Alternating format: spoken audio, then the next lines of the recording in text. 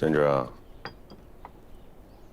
我看你心事重重的，是不是有什么事儿啊？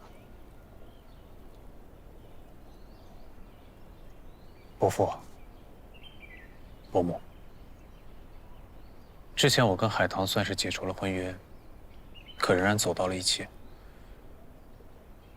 承蒙伯父伯母不嫌弃我病殃殃的，也从未说过一句反对的话。可是接下来我要做的决定，如果不向伯父伯母明示，我心中有愧。你要做什么事情？我打算做手术，取出子弹。贤侄，我医学界有几个朋友，据我所知，现在这项手术不成熟。如果手术失败的话，轻则瘫痪，重则，那可就是有生命危险啊！张琪，那这个手术你不能做呀，这病慢慢养总会好的。对，你伯母说的对，你还年轻，这慢慢可以恢复的呀。但是如果你是为了海棠，而去冒着生命危险做这个手术的话，我是不赞成的。其实啊，说句自私的心里话，你不能飞，我们俩反而更安心一些。你伯母说的也是我的想法。贤侄啊，身体发肤受之父母。伯父，这件事情，请一定向我父亲保密。做这个决定，我已经深思熟虑了。可家国破碎，倾巢之下焉有完卵？军人许国，是我这辈子的使命。可是，我真的不想让海棠像元英那样。怎么了？又难受了？没事儿，一会儿就好了。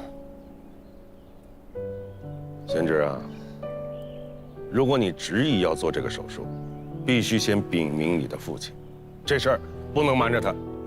是啊，我心里最放不下的，第一位便是我父亲。可自古忠孝两难全，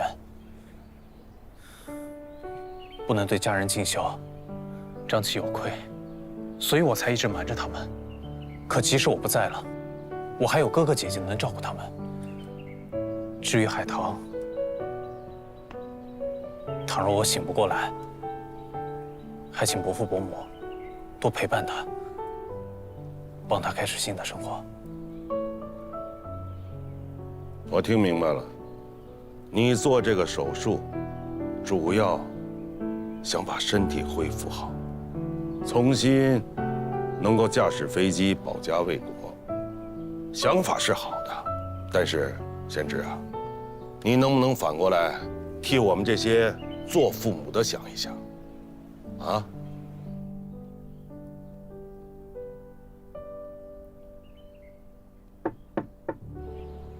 师傅，普朗克常数应用于海森堡不确定原理应该怎么算？能不能给我讲一讲？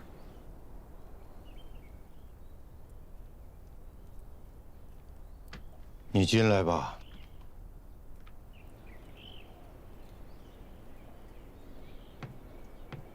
老孟啊，几位都在呢。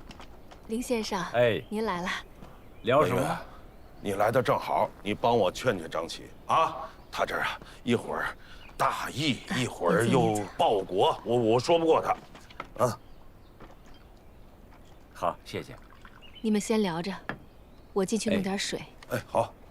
我觉得张启平时是一个乐于言、敏于行之人。这个孩子呀，要做手术，把身体里的子弹取出来。但据我所知啊，这项手术不成熟，他做手术就是玩命啊。是吗？啊，初衷是好的，想做了手术，恢复了身体，重新驾驶飞机保家卫国。但贤侄啊，保家卫国的路不止这一条。哦，我们复华大学啊，就是你老师，曾教授，要主持重新开办一个空气动力学专业，以你的能力、学识，完全可以来当个先生，为国家培养更多的航空人才。这同样是保家卫国的大事啊，对不对？没必要要开飞机嘛。孟伯伯、林伯伯，请恕张启在2位老师面前班门弄斧。我认为，教育救国是一条漫长的路，必须贯穿民族传承。可此时国难当头，顷刻之间便有亡国之灾，力挽狂澜，必须上武。虽然从今后，伤痛跟战争会像死神一样跟我如影随形，可我宁愿向死神挑战，也绝不会向他投降。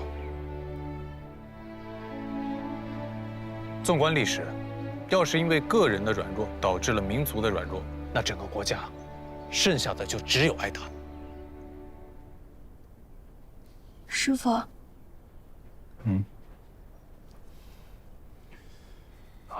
咱们到哪儿了？这儿。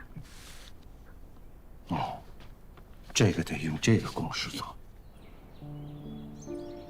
刚才张启的话，让我想到了国共之间在抗日政策上面不同的主张。国民党这边主张的是攘外必先安内，共产党这边讲的是团结一切可以团结的力量，打不过也要打。老孟啊，我支持这个。林文远，我是让你劝他不要做手术了，我怎么感觉你在支持他呀？你不要着急，你再听我说几句。你说，富华被炸，我心里面想了很多。在这之前，我甚至认为，日本人再猖狂，还有国际法制约，总不至于来炸我们这学校吧？但是他们就是来了，而且就是奔着我们富华来的，这说明什么？这说明他们恐惧我们教育救国的理念，所以把我们学校炸了。对，士兵在前线枪林弹雨，这是战场。可是现在教育这块阵地也是战场。对呀，他们来轰炸我们的学校，就说明他害怕我们的文化，而且更重要的是，他要摧毁我们团结起来、全民抗战的意志。所以说呀，我劝他不要手术了，到学校来做个先生，一样教育救国嘛。你想一想，敌机来轰炸了，如果没有张启、破山、念桥他们架机迎敌，是什么后果？恐怕牺牲的就不仅仅是破山一个人吧，还会有成千上万的百姓葬身火海。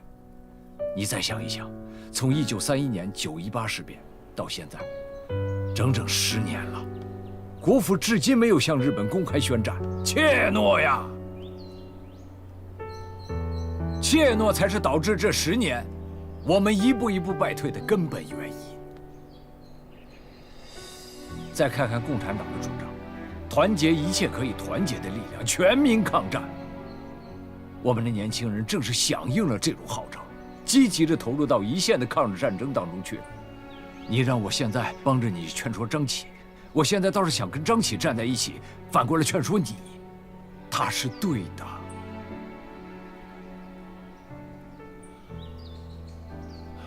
你想想，古今中外这么多的实力，但凡能战之国，哪怕是一时的败亡，只要血性不灭，还有复兴的可能。但凡是怯战之国，必定败亡，而且绝没有复兴的可能。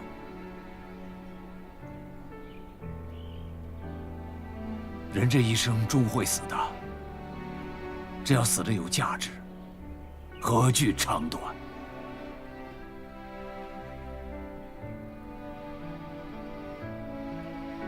我是一介书生，已经年迈了。倘若时光倒回30年，那我也会像他们一样，投入到一线的战场，甚至我希望架机升上蓝天，把侵略者打得片甲不留，一战之战。说得好，他要战，便作战，就一个字，打。对。啊，还有一件事情，海晨。今天向学校递交了休学申请，他已经考入了空军军官学校第14期生。什么？多孩子呀。中国现在有千千万万像他一样的孩子，努力的、积极的投入到一线的抗敌战场上去。老孟，这种热潮拦是拦不住的，我们能做的是支持他们，把他们送上战场，等他们凯旋，是吧，老孟？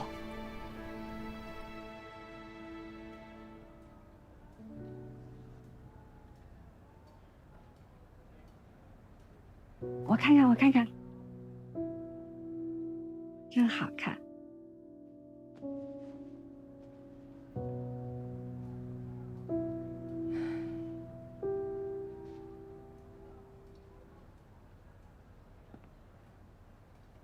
现在可以确定是萧洪恩将林文月先生的英代理法考书稿交给了空军军官学校政训处处长陆子怡的手下。这个人我之前在北极阁10余所见过。而且，老金的死应该也跟他有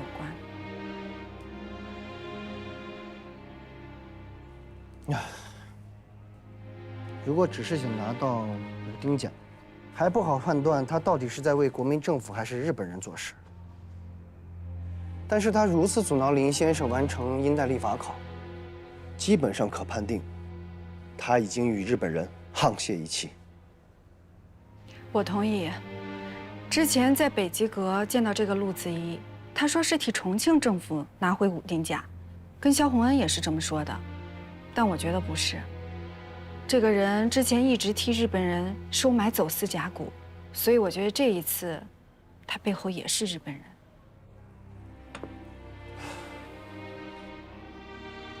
老万同志，能否再给萧洪恩一次机会？他虽然替中央政府做了一些见不得人的勾当，但他绝非替日本人真正的卖命。而且我觉得正好可以通过萧洪恩，知道更多背后逼迫他的人是什么来路。珍珠同志，对待萧洪恩，我希望你能守得住自己的立场。好，我会处理好的。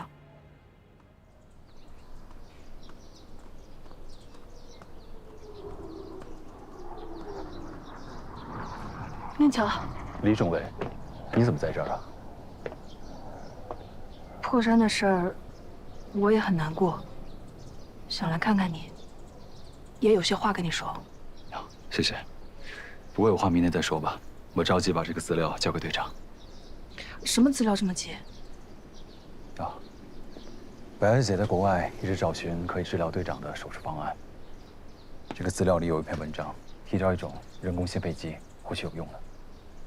不是说张琪体内的子弹不能取吗？若是手术必死无疑，你还鼓励他做手术？我觉得白小姐说的对，我们做朋友、做队友的，能做的就是把有用的信息交给他，该不该做，能不能做，交给他自己判断。这次破山牺牲，对队长的打击很大。他是只鹰，绝不甘心永远的折翼。抱歉，先不说了。念桥，你有没有接下来的考虑？什么考虑啊？那我就直说了，日军是不会放过昆明的。整个吴家坝就只有你们中队还有一些战斗力，你们现在有4架霍克3，下一仗呢还能剩下几架？你究竟想说什么啊？念桥，我喜欢你。我已经让我父亲跟唐教育长递了信，只要你愿意，可以马上从驱逐机中队调出来，当个作战参谋。又或者，你如果实在想开飞机，就调去运输大队。你是说，不想让我去作战是吗？念桥，我不想变成第2个许元英。你有没有想过，上一场仗，你是侥幸才能活下来的，但你能侥幸几回呢？我爱你，活下去，跟我一起活下去好吗？李政委，谢谢你。我这条命早已经许给这个多灾多难的国家了。抱歉，我要去找队长了。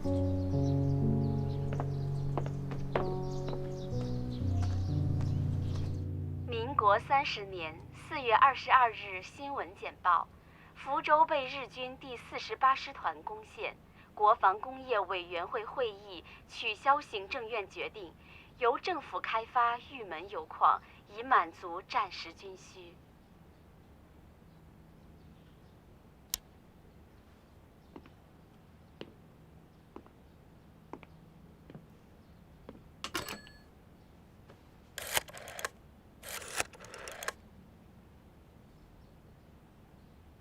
老邵啊，玉门油矿那桩生意，行政院1.2亿的招商既然取消，改为政府承办，那咱们是不是这么说，这杯羹咱们是分不了了？那缅北静安油田可一定要守住啊！咱们直供燃油的份额1分都不能再减了啊！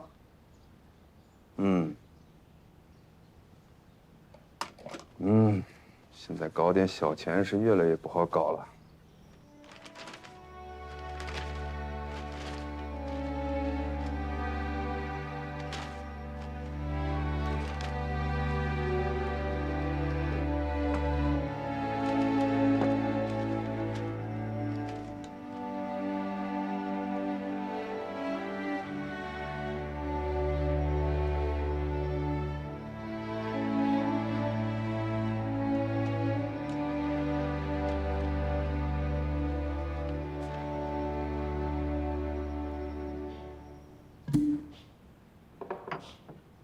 处座，咱们最近行事一定要小心。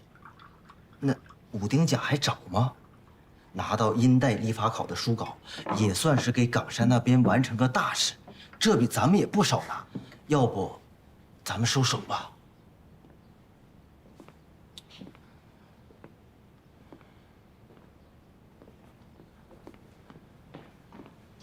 最近军事委员会调查统计局的人手段毒辣得很。我听说首要的任务就是刺杀投日军政人员。我是蓝衣社出来的，他们的手段我最清楚。哦呦，怕掉了，想搜索了？不是，处座，您的意思是？老徐啊，开弓没有回头箭的。要知道你的家庭地位，你是上门女婿，你挣的那几个钱不够你老婆上海打桌麻将的，就这样搜索了啊？缅北的油田不想分一下了？处座，我当然不是那个意思。您能看得上小弟，小弟必定赴汤蹈火也跟着你。只是最近封城这么紧，咱们得有点对策，硬上怕是不行啊。围魏救赵啊，老徐，啊，查韩光中队，反查他们违纪违法，通共通敌，就从张启下手。把这个钉子给我拔了，就算拔不了，也能转移视线。把水搅浑才是你该做的事情啊！我明白。哎，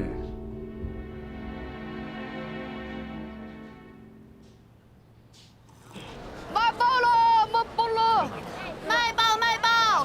卖报卖报！6月5日，24架日机轰炸重庆。大隧道草案窒息死亡市民1000余人。卖报卖报！24架日机轰炸重庆，大隧道伤亡1000余人。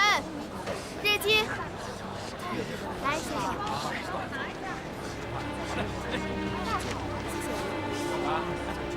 卖报卖报！6月5日，24架日机轰炸重庆，大隧道伤亡1000余人。卖报卖报！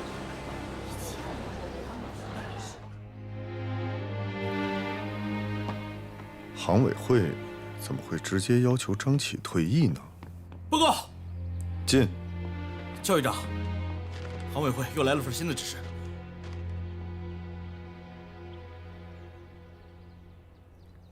这叫什么事儿啊？莫须有的举报，还要暂时撤销韩光的番号，让队员等待调查处置。这手伸的也太长了吧！拿我这个教育长当摆设呢？教育长，我已经打听过了，这又是政训处那边刮来的阴风，上面之所以下的是带伤函，就是给您留足了面子。面子？从陆子怡来到航教，他一天都没消停过，就差这嘴巴子抽在我脸上了。想跟我玩是吧？好啊。对了，我让你找张启呢。哦，已经派人去请张队长归队了。对了，教育长，外面有个南洋回来的张先生等着要见你。张先生？什么张先生？南侨总商会会长张步春先生。快请。是。张老先生，真的是怠慢，实在是不好意思，快请坐，请坐。哎，好，谢谢。唐教育长，不好意思啊，我刚到昆明就来打搅你了。哎呦，张老先生，您可千万别说打扰。上次见到您还是在委员长大寿之日。鄙人远远地望着您，对您十分的仰慕啊！没想到过了几年，您到这里来，真是我的荣幸啊！哎呀，您过奖了，唐教育长，我今天就是来登门道谢的，感谢您这么多年来对犬子张启的关照和提携呀。另外，我这次到昆明，也为了一批进口航油的事情要出些力。张老先生。这个航空燃油可是大事啊！太谢谢你了。哎呦，我一定会尽力的。另外，我有一个小小的请求，请教育长您帮忙啊。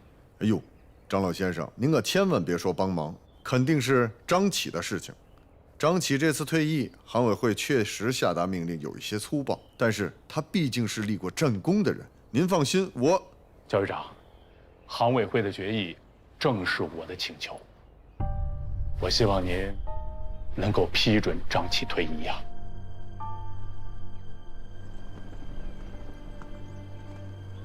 少爷来了，老爷在上面等你。父亲，真的是你啊！念乔说您明天来，我还说去接你呢。晴儿，你受伤是2年前的事吧？啊？这么长时间了，怎么还这么憔悴？怎么回事？父亲，我没事。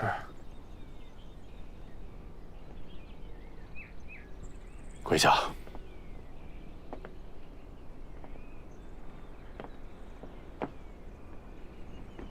家训第3条和第5条。家训第3条：存身惜命，勿领亲友。第5条。上思报国之恩，下思早家之德。来，起来，坐。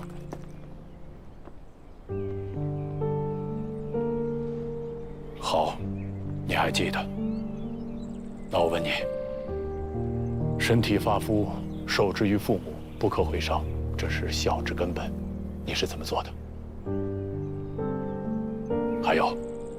你可知道什么是造家之德吗？啊！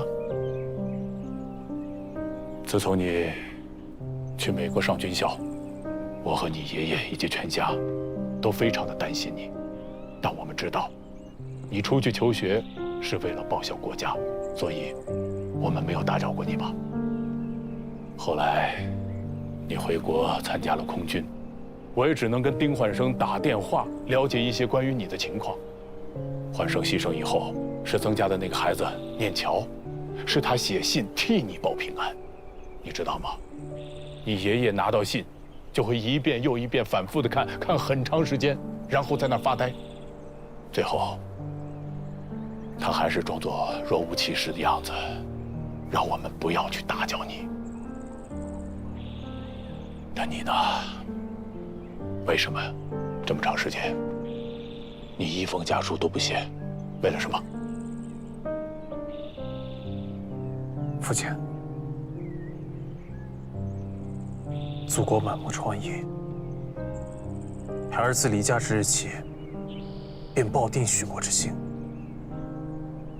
不写家书，是想让家中之人渐渐忘了孩儿的存在。即使哪天不在了，也不用过于伤心。幼稚！你以为你不写信，家里人就会把你忘了啊？骨肉连心呐，只会更加担心，你知道吗？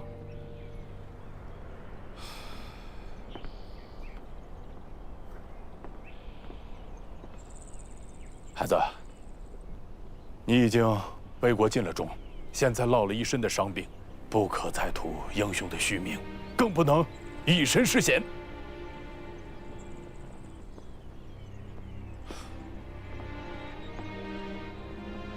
我与国民政府打了这么多年的交道，我比你更了解他们，比你更了解当下的政治。就说你们空军吧，买飞机的事儿，之前我捐过2架复兴号，不说是倾家荡产，那也是一笔巨款。可后来这笔钱到哪儿了，你知道吗？父亲说的是，就说民国25年9月的那一单吧，一共70架飞机，英国26架，法国44架，这些飞机的价钱比苏联的飞机贵上1倍，而且是全款现付。可是你知道吗？直到民国27年，这70架飞机才运回国内。到底发生了什么？你知道吗？还有之前意大利的那批飞机也是这样。孩子，你们这些年轻人在前方抛头颅、洒热血、报效祖国，可是那些人呢，在后方紧吃紧贪，你们叫不醒他们的，你们是叫不醒那些装睡的人，叫不醒那些根本就不想醒的人。我告诉你吧，你们这些年轻人救不了现在这个风雨飘摇的国家。父亲，我在《新知报》上看到，您向玉门油田提供了炼油设备，为战机提供燃油。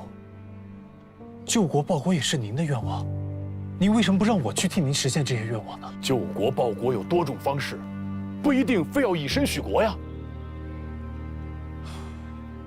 我已经跟你们的唐教育长说过了，我可以再捐2架新式的俄国战机，但是你必须要退役。父亲，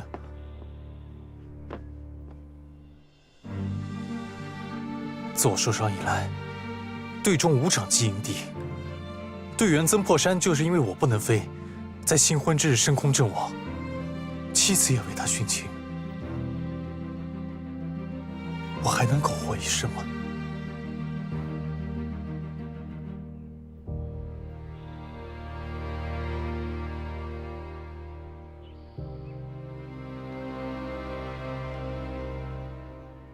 这是航委会的批示，批准你退役。我也签字了。教育长，我申请以长机身份带队升空，请教育长批准。升空？你飞得了吗？我去做子弹取出手术，术后我一定可以升空的。做什么手术？这2、3年你做了无数次手术，你能站在这儿已经是奇迹了。听话，跟你父亲回去吧。你作为军人，已经尽到了军人的责任，好好回去过平平安安、太平的生活。世间都没太平，我怎么能独享太平呢？这个手术我必须要做。取出子弹以后，我就可以重新回到蓝天，带领我的中队重新御敌了。张琪，你是好样的。中队，你知不知道，你们中队被撤销了？什么？这是航委会昨天送来的批示。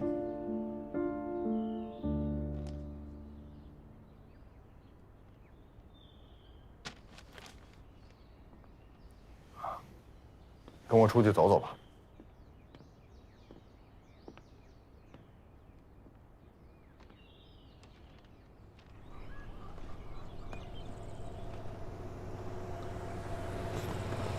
校队长，继续跑吧。是。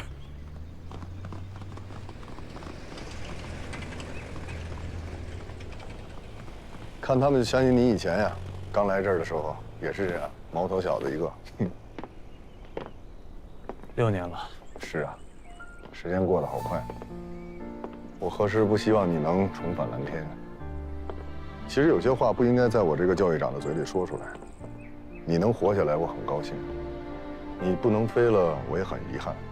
但是在遗憾之余，我也很庆幸，最起码，你不会像焕生、火山他们那样。我不想收到你的阵亡通知书啊！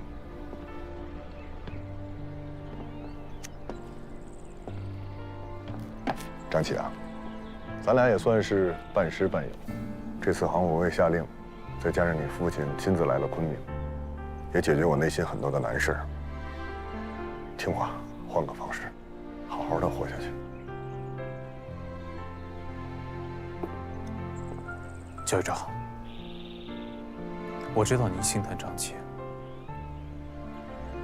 可您忘了师娘是怎么死的了吗？唐生智丢下南京，落荒而逃，师娘在逃离南京路中被敌机炸死。我知道教育长发誓是要与中国共存亡。先生既然如此，又岂能要求学生做逃兵呢？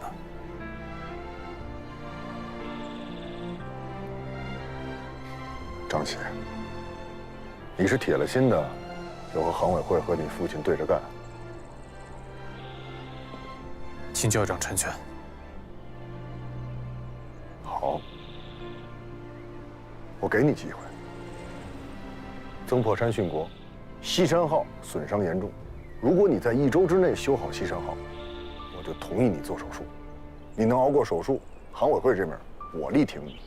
陆子怡想解散航宫，门儿都没有。听好了，1周之后我来验货。如果西山号飞不起来，你就老老实实的给我解甲归田。是。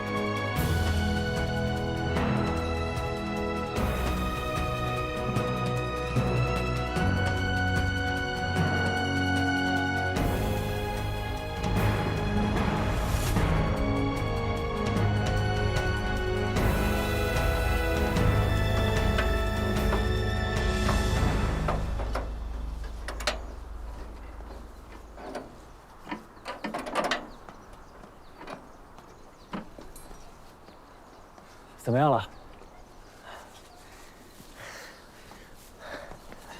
好了。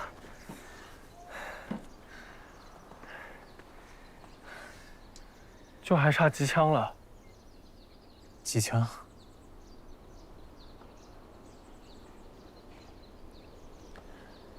机枪。教育长，按照您的命令，所有的机械厂及其他大队都不会将多余的机枪交给张琪。还有1天的时间了，他的任务完不成了。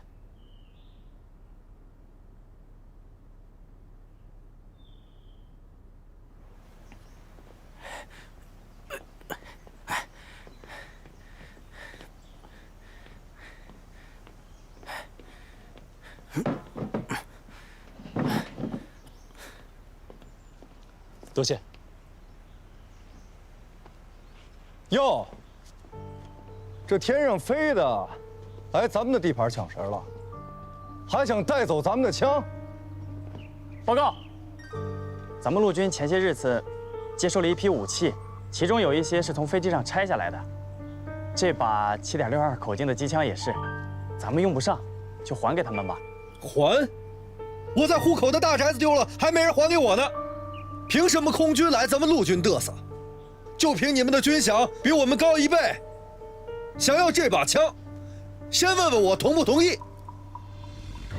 那你想怎么样？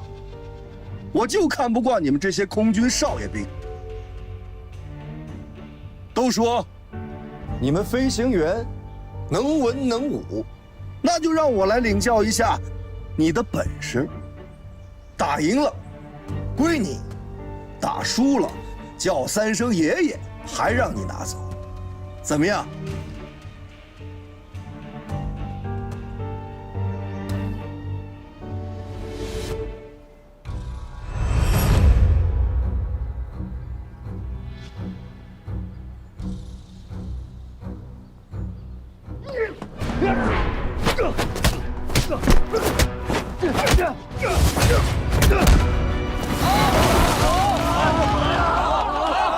认命说，打你是打不过了，叫3声爷爷，机枪让你拉走。对，叫爷爷，叫爷爷，叫爷爷。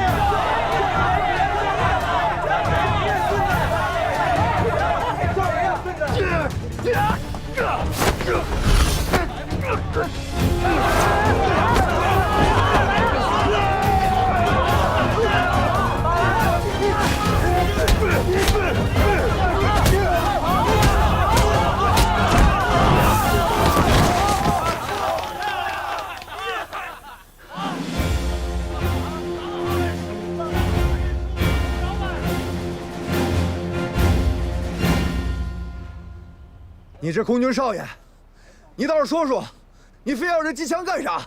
啊，命都不要了！不要命的是我们队长，他心脏上有个子弹取不出来，但他还是要上天打鬼子。我们好不容易藏了一架飞机，就差那挺机枪了。那我也不让你叫爷爷了，你就认个输，机枪你拉走。别打了，我给你打死了！不行，要么赢，要么死，我没学过认输。行了，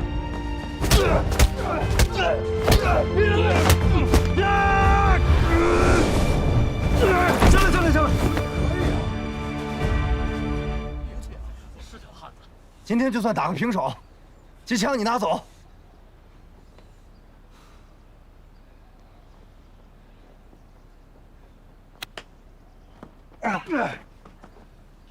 跟我来。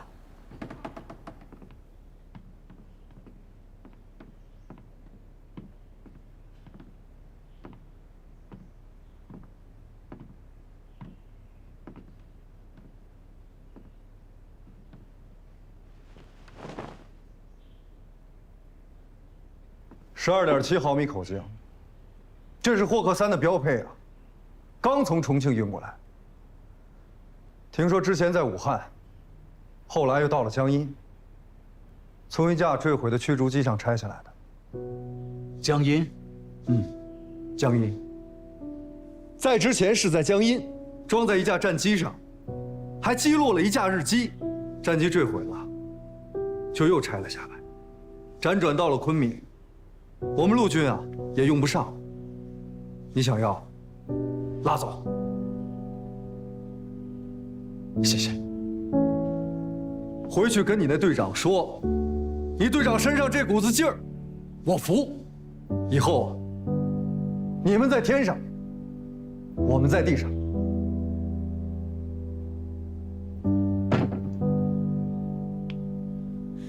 要么生，要么死，跟鬼子干到底！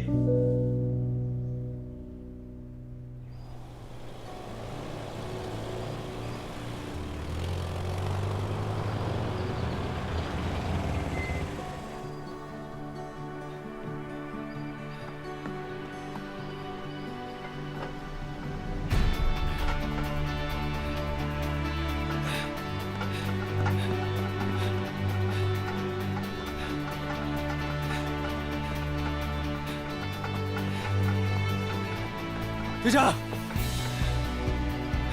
江上有迹象了。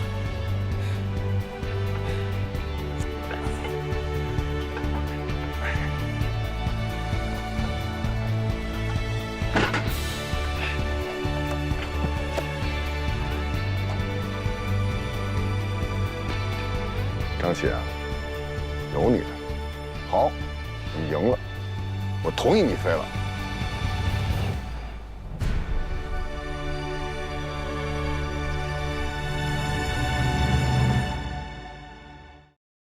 风雨起，它荆棘，像正义正朝夕，儿女情，泪别离，问归期，无尽期。新年一场热血，生与死魂一缕，赤诚雨的花开满地。你看那铁汉刚强怒举，出生必定追上。这山河是半寸平静一生，阑珊回眸念旧中存心，天点流。